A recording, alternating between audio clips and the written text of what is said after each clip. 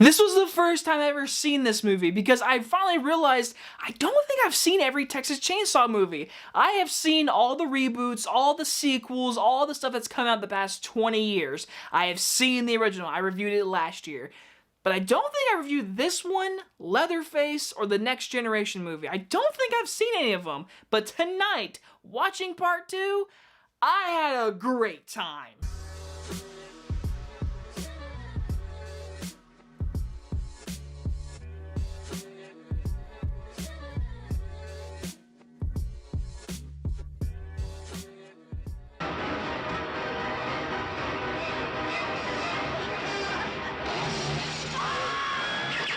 Texas Chainsaw Massacre 2. The buzz is back.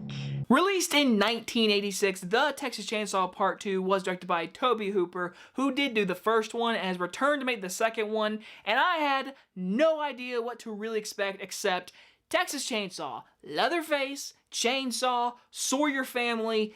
Give it to me in 1980s horror slasher stuff. I love watching old horror movies. I love it. And so with a movie that is so famous with Leatherface, I was like, okay, I know what to expect. Let's watch it. I am a new man. I'm a new person because Leatherface now is enjoyable and I really want to buy more of his movies. And I want to watch all of them in a one sitting because this movie has changed me and how I see Leatherface. This movie is goofy. Let me just go ahead and say that to you. This is a horror comedy. If you go on Google and look up this movie, it says horror/comedy, and that is what Tobe Hooper was apparently trying to do. He wanted to change everything. He didn't want to make the same movie.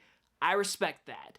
Some things in this movie don't really work. Sometimes they're a little bit over the top. They go for the joke a little bit too hard when it gets a little cheesy, because a lot of people are like, I just want a horror movie, give me my blood and guts. Tom Savini's in the house, you're going to get your blood and guts, seriously. But you're also going to get Bill Mosley eating his brain. Carolina Williams plays Stretch in this movie. She's a radio host. She's a badass. I love her because she actually makes a vulnerable Leatherface. He gets a little horny. He literally holds his chainsaw between his legs and she's like, what are you going to do with that big thing? And he gets hornied up. And he wants to like do stuff with her, I guess. But then he has the Sawyer family, which I don't think they're called the Sawyer family in this movie. I've always known them as the Sawyer family. I might have misheard them.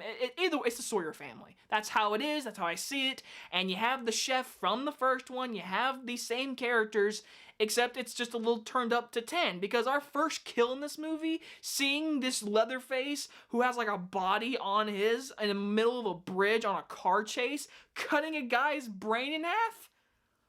I was like, this is awesome. This is over the top.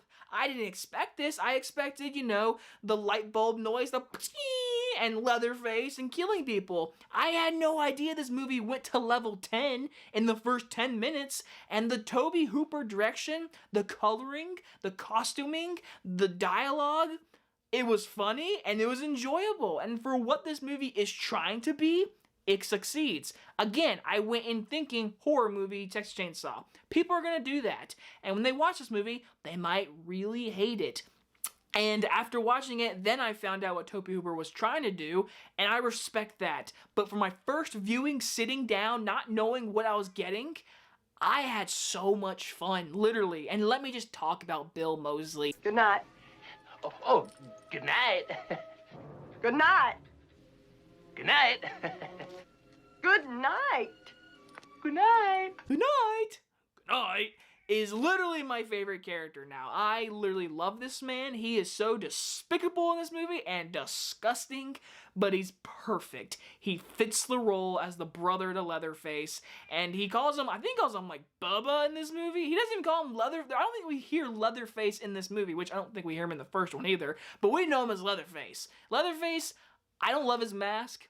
I don't like how big his eyes are in this mask. He doesn't have any scary factor to me, and that's what brings down the movie a little bit. That's what gets a little corny to me. The dinner table scene that we get, which is like underground, all that kind of stuff, very much over the top. There is no scariness in this movie. It has a very scary Halloween fun, throw candy in your mouth vibe, but there is no scariness to this movie. But then we have Dennis Hopper running around with two chainsaws, trying to kill Leatherface and his family, and he was completely unnecessary. I don't understand why he was there. I get why he was there. He wants revenge or some crap like that, but for the most part, Bill Mosley saved this movie, and just the dialogue, the camera work, the cinematography, everything about this movie is so much fun. And by the end of it, watching her replicate Leatherface on the top of a mountain, I was like, the Texas Chainsaw franchise needs to do this instead of what we got earlier this year. I'm going to give the Texas Chainsaw Massacre Part 2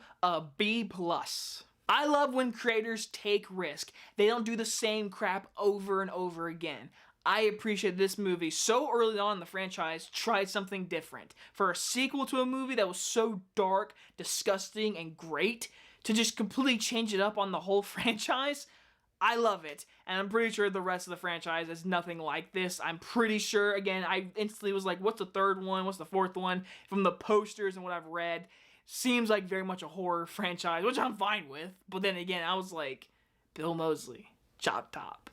Give me more. I want a reboot. I want a sequel to this one. Please. Please bring back Chop Top. I want that in my life. Anyway, guys, you guys enjoy this review, and I will see you on the next one. Bye-bye, everyone. Good night.